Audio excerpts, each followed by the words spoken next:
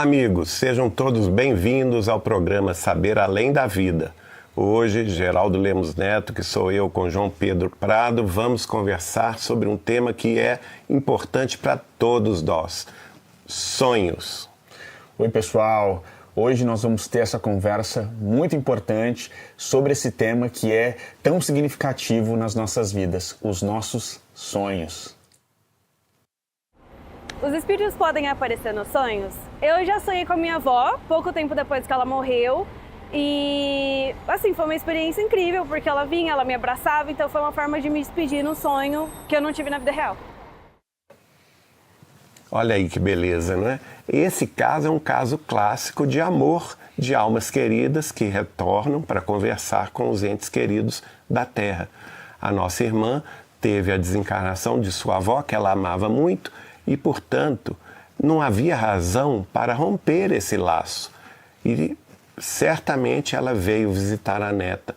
E a maneira como que nós lembramos desse reencontro espiritual é através dos sonhos. Quando a gente dorme, o nosso corpo físico descansa, o nosso espírito é capaz de sair do corpo, embora fique ligado ao corpo, mas ele sai do corpo e faz uma viagem que nós chamamos astral, ou então um desdobramento perispiritual.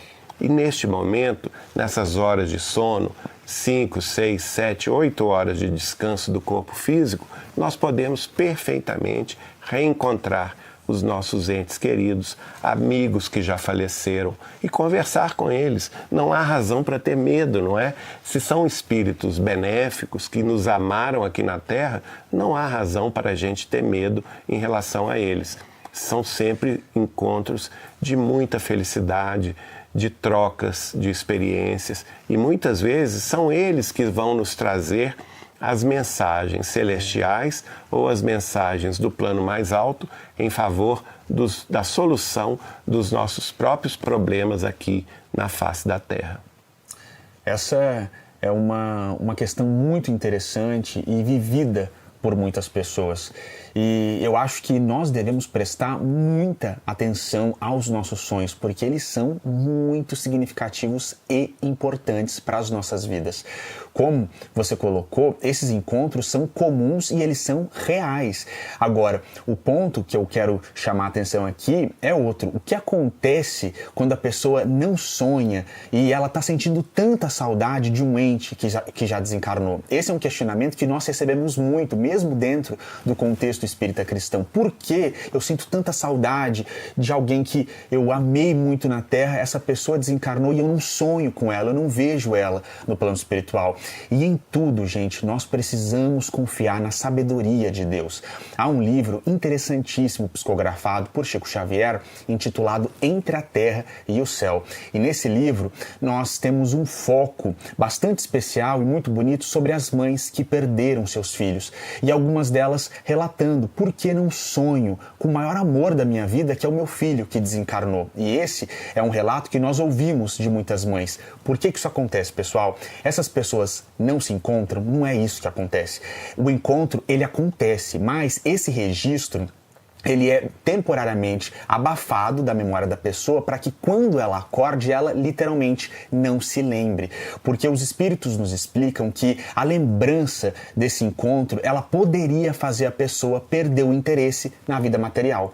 Uma mãe que encontra um filho ou uma filha que desencarnou, nesse amor, nesse júbilo no plano espiritual, essa felicidade é tão grande que os nossos mentores preferem e acham que isso é mais saudável para nós, que essas lembranças não sejam tão fixadas no nosso corpo material. Assim, o encontro acontece, mas quando a pessoa acorda, ela não consegue lembrar, ou ela fica com a sensação: nossa, eu tive a sensação que eu encontrei fulano essa noite, eu tive a sensação que eu encontrei alguém que eu amo muito, mas eu não consigo me lembrar propriamente desse sonho. Então, há aquelas que não conseguem se lembrar desses sonhos, não pensem que vocês não estão encontrando no plano espiritual aqueles que vocês amam. Na verdade, o que está acontecendo é que possivelmente vocês estão recebendo essa proteção divina da não lembrança para poder focar aqui na vida material, porque se nós estamos aqui, há muitos motivos espirituais para que isso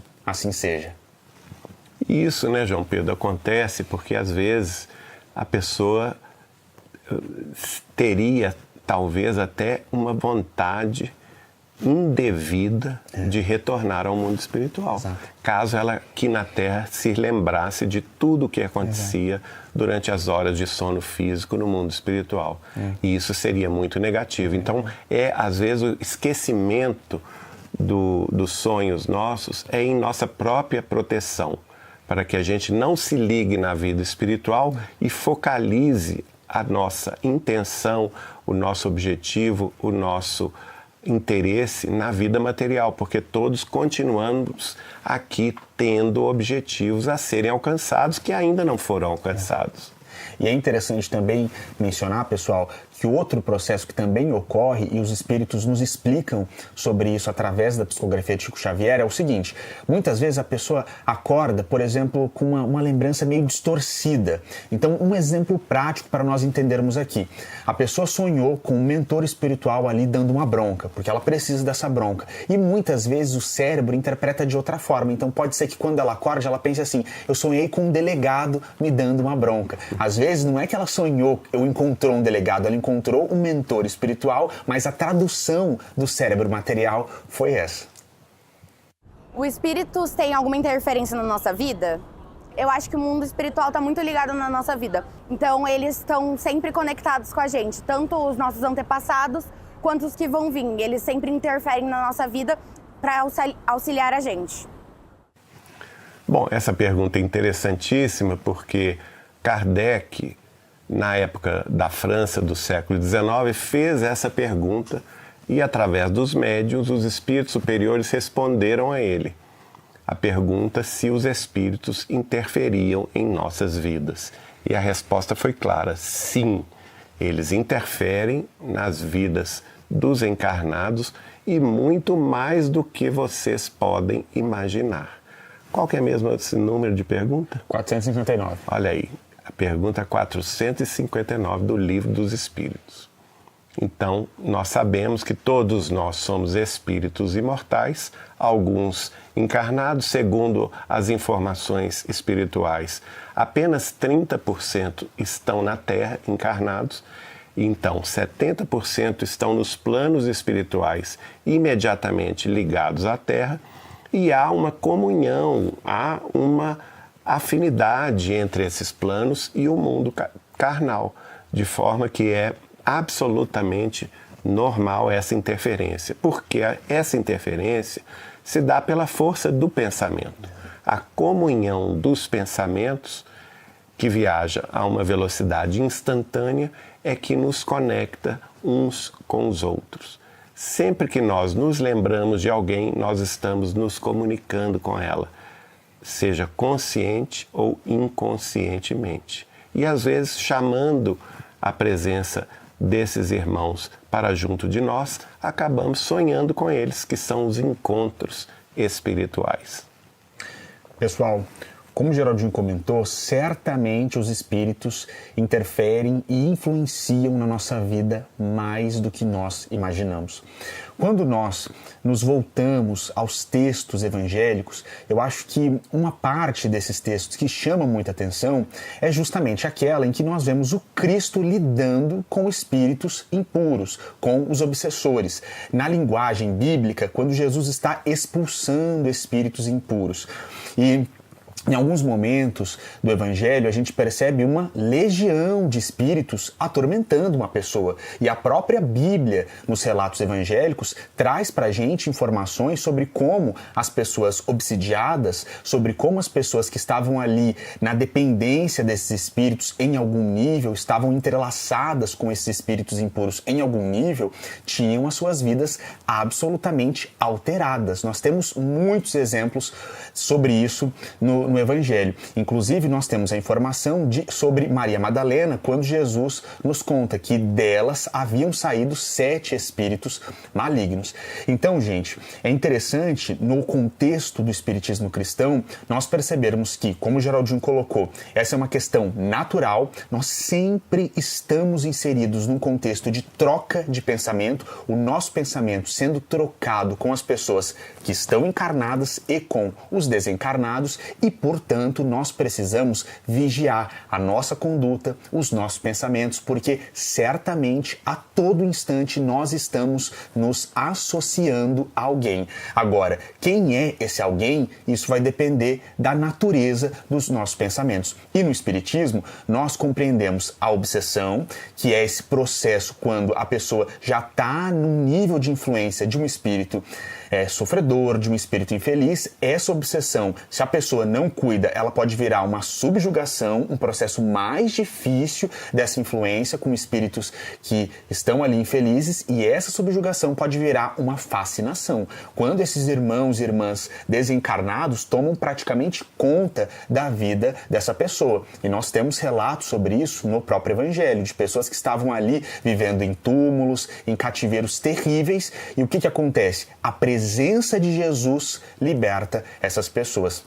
Então, como é que todos nós vamos ter uma influência positiva dos espíritos nas nossas vidas? Quando nós nos voltarmos para uma atitude do fundo dos nossos corações, de acordo com os postulados do cristianismo. Kardec, no Livro dos Médiuns, quando fala conosco sobre como lidar com a obsessão, com a subjugação, com a fascinação, ele é categórico. A única forma de afastar os espíritos inferiores é aproximando os espíritos superiores, porque a luz e as trevas, elas não convivem. E é muito importante isso que o João Pedro falou, gente. Porque, lembrando do que Jesus falou, vigiai e orai para não cairdes em tentações. Cabe a nós essa vigilância do nosso pensamento, do nosso sentimento, para que a gente não atraia naturalmente esses espíritos que estão, infelizmente, ainda muito desviados do bem ou adiados na compreensão plena da vida espiritual. E por isso temos que também ter uma atitude de oração.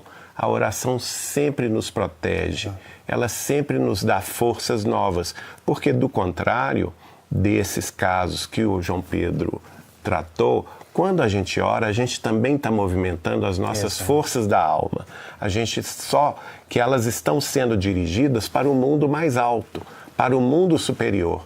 Quando a gente busca, disse Jesus, nós acharemos a vida mais alta.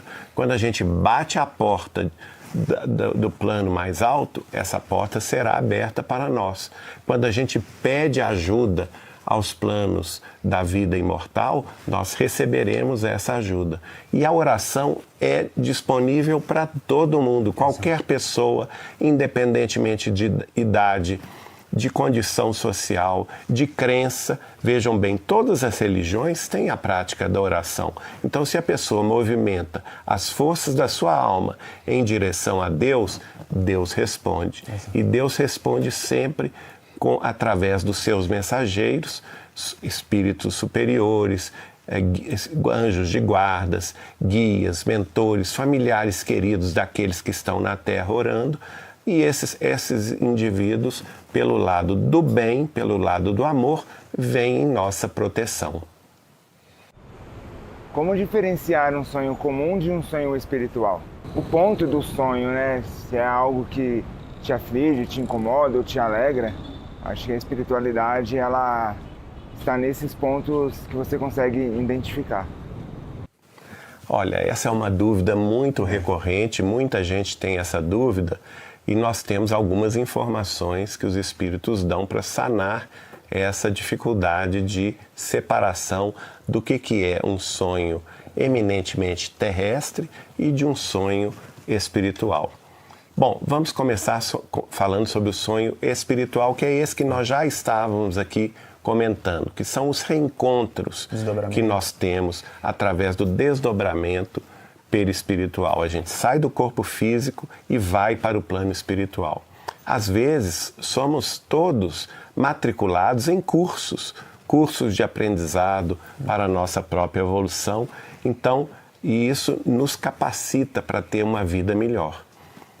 E não seria desejável, por exemplo, que a gente se lembre de tudo o que aconteceu.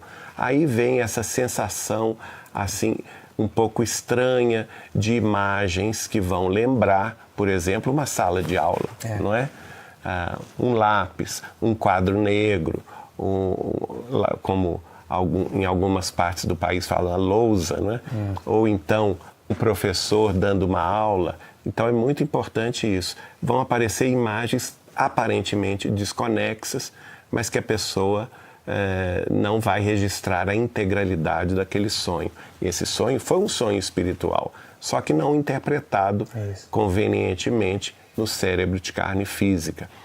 Agora, aqueles que mais vão tocar a nossa alma, certamente serão aqueles relativos aos reencontros com almas queridas de nossa própria família ou amigos de nossa estrada que partiram antes de nós e cujo reencontro nos traz grande alegria, grande emoção. Geralmente a gente guarda esse sentimento forte de reencontro, de consolação, de pensar que realmente a vida continua. Isso é muito positivo e a gente lembra disso, não é? Agora, do outro ponto de vista, que são os sonhos meramente materiais, eles dizem respeito a duas coisas. A primeira, quando a pessoa está muito focada nos problemas dela. A pessoa não consegue sair do próprio umbigo, seja problema financeiro, seja problema familiar, ela está desgostosa com a vida e só pensa naquilo, não é? Ela viveu uma experiência traumática, um crime, alguma coisa que a abalou profundamente. Então, nós podemos dizer que a mente dela fica como vivendo num ciclo fechado. Ela não consegue se abrir. Então, ela mal consegue dormir, passa uma noite ruim, ela não consegue se deslocar do corpo. Então, tem pesadelos, e geralmente os pesadelos são ligados às preocupações que ela tem aqui na vida terrestre. Ou seja, isso é um sonho eminentemente ligado às preocupações materiais, não tem nada de espiritual. A outra questão são as questões emocionais. Existem sonhos que são meios de comunicação dela com ela mesma, com o eu interior delas. E geralmente são sonhos simbólicos que a psicologia vai analisar como um mecanismo de interpretação ou mecanismo simbólico em que a própria criatura enfrenta as suas realidades emotivas, as suas realidades sentimentais de uma forma mais lúdica. São também sonhos ligados à vida atual, ao que ela viveu desde a infância, a adolescência, a juventude até a maturidade, e são sonhos simbólicos e nada tem de espiritual. Pessoal, relativamente a essa diferenciação, um ponto importante a ser observado é a nitidez do sonho. E essa é uma dica prática que nós temos dos espíritos. Os sonhos que são mais nítidos, como o Geraldinho colocou, que envolvem encontros e a pessoa recorda isso com uma nitidez como se ela estivesse acordada, esse sonho pode ser de fato um desdobramento. E é importante nós ressaltarmos aqui que existe uma aptidão mediúnica nesse sentido. Em um livro psicografado por Chico Xavier, intitulado Mecanismos da Mediunidade, o espírito André Luiz vai nos explicar que algumas pessoas têm sim aptidão mediúnica, onírica, de desdobramento. Então, e o André Luiz até vai dizer que esses irmãos e irmãs devem ter muito estudar bastante a doutrina espírita, o evangelho, porque elas podem desenvolver essa aptidão de desdobramento de uma forma mais significativa. Então, nós indicamos essa leitura do livro Mecanismos da Mediunidade, se a pessoa já está percebendo que ela tem essa aptidão mediúnica e consegue desdobrar com muita facilidade. Nós conhecemos relatos de pessoas que, mesmo quando dormem à tarde, desdobram e têm experiências no plano espiritual. Então, para quem tem esse tipo de experiência de uma forma muito recorrente, vale a pena estudar mais e tentar se desenvolver, porque essa pessoa pode começar, através dos desdobramentos, a receber mensagens importantes para ela mesma e para as pessoas com as quais ela convive. Ao longo da Bíblia, nós temos uma valorização dos sonhos de Gênesis até Apocalipse. Quando a gente pensa no início da Torá, no início da Bíblia, com o livro de Gênesis, nós temos José. Quantos sonhos José teve e que foram relatados ali no contexto da Torá, e sonhos que modificaram a sua vida e a vida daqueles com os quais ele convivia. Outro ícone que também tinha essa mediunidade, José, o pai material de Jesus. Se José não recebesse informações muito precisas sobre o que ele deveria fazer com Jesus e com Maria para protegê-los, possivelmente eles teriam passado por situações muito aflitivas, correndo risco de vida. É muito interessante observar os 2 primeiros capítulos do Evangelho de Mateus, nos quais a gente vê que, por sonho, José recebeu instruções muito específicas. E é interessante notar, né, João Pedro, que o próprio livro do Apocalipse, que é a Revelação, foi dado por Jesus ao apóstolo João Evangelista através de um sonho. Pessoal, então agora a gente vai ver a história da Inês.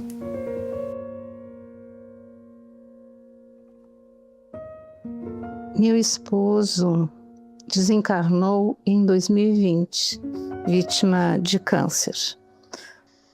E ele, durante a sua enfermidade, ele recebeu em casa a assistência da Casa Espírita Recanto de Luz. O grupo que fazia assistência a enfermos graves ia semanalmente, um dia por semana, fazia o evangelho e aplicava um passe a ele. Uma semana após o desencarne, eu, em sonhos, eu fui levada a uma sala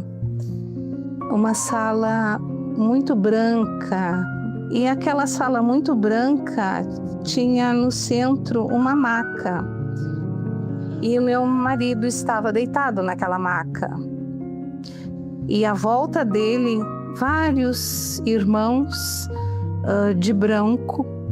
E no momento em que eu vejo, que eu tenho a visão, esses irmãos, eles se viram para mim, apenas viram a cabeça, não falam nada, mas mostrando, né, que ali se encontrava o meu marido. Ele estava dormindo. Então eu entendi que eles estavam me mostrando que ele estava no plano espiritual, que ele tinha sido recebido pela equipe espiritual da casa espírita que o assistiu e que ele estava dormindo. Então isso me deu um conforto, né? Muito especial. E agora a minha pergunta é, ele estava dormindo, né? Uma semana depois. Aí a pergunta seria assim, quanto tempo ele teria ficado dormindo após o seu acolhimento no plano espiritual? Oi, minha irmã. Essa é uma situação bastante específica, muito interessante. E essa resposta que você procura, em termos mais categóricos, nós aqui não podemos dar. O espírito ele vai repousar a quantidade de tempo de que ele precisa. Então nós precisamos sempre, de nossa parte, considerar que um sonho como esse é um sonho muito importante, muito significativo para a sua vida, e que se você recebeu a permissão de perceber o seu marido nessa situação, se esse encontro foi permitido nesses termos, a gente entende que você deve orar por ele, deve contribuir na medida das suas possibilidades para que ele se reestabeleça no plano espiritual. Você deve continuar doando o seu amor, continuar amando o seu marido para que ele se recupere o mais rápido possível. É muito comum que espíritos que desencarnaram, independentemente da forma, precisem de algum tempo de repouso, e mesmo que esse repouso não seja propriamente num sono, esse repouso pode se dar de outras formas, até em ambientes que se parecem muito com os hospitais aqui da Terra. Agora, o foco aqui eu acho que é o seguinte: você precisa considerar esse sonho como muito importante, e todos nós aqui na Terra devemos considerar os nossos sonhos como avisos, como alertas, e jamais tomar os sonhos de uma forma sem significado, achar que eles não têm valor, porque, como nós comentamos aqui no programa de hoje, na história aí da humanidade, em todo o contexto bíblico, como nós citamos José do Egito, José, o pai material de Jesus, no Atos dos Apóstolos, como o Geraldinho colocou, João ali na ilha de Patmos recebendo o Apocalipse, os nossos sonhos são muito importantes, e muitas vezes os sonhos são o instrumento, a forma, o meio que os espíritos têm para poder falar conosco. Então, levar os sonhos a sérios, isso é muito importante. Bom, conforme a nossa irmã já disse ali, da experiência dela, foi um reencontro com o marido de forma muito nítida, e isso mostra, gente, a beleza do esclarecimento consolador do Espiritismo cristão, que mostra para nós que isso é perfeitamente possível, que os laços de amor não se rompem com a desencarnação, com a morte do corpo físico. E, de fato, nós não podemos saber, conforme o João Pedro já havia dito, quanto tempo vai demorar para a pessoa dormir ou ter o seu tempo de refazimento no plano espiritual, às vezes uma internação hospitalar nas cidades do além, nas colônias espirituais que contornam toda a vida espiritual da Terra inteira. Nós não temos como saber isso, porque cada caso é um caso. E cada tipo de morte também é diferente. Então nós não podemos fazer assim uma coisa geral. Nós temos questões de desencarnações que são prematuras, nós temos questões de desencarnação em tragédias coletivas, nós temos questões, por exemplo, de pessoas que desencarnam, que morrem por acidentes, não é?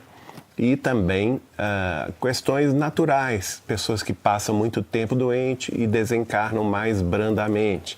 Então, cada caso vai variar de um para o outro, e a recepção dessas pessoas no além vai variar de acordo também com a evolução espiritual de cada qual e com o preparo que cada um deles teve antes da morte. Ou seja, o mais importante é a gente ficar pensando no nosso preparo aqui na Terra. Isso. Nós devemos nos preparar aqui na Terra para o que pode sobrevir amanhã com a nossa própria desencarnação.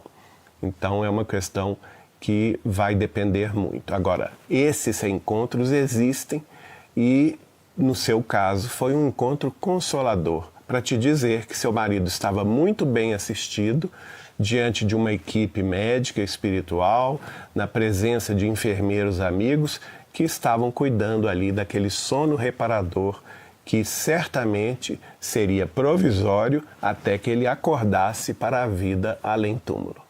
Bom, pessoal, então, pensando os nossos sonhos com essa responsabilidade, com esse amor e de uma forma muito significativa, a gente encerra o programa de hoje e semana que vem a gente se encontra, tá bom? Abraço.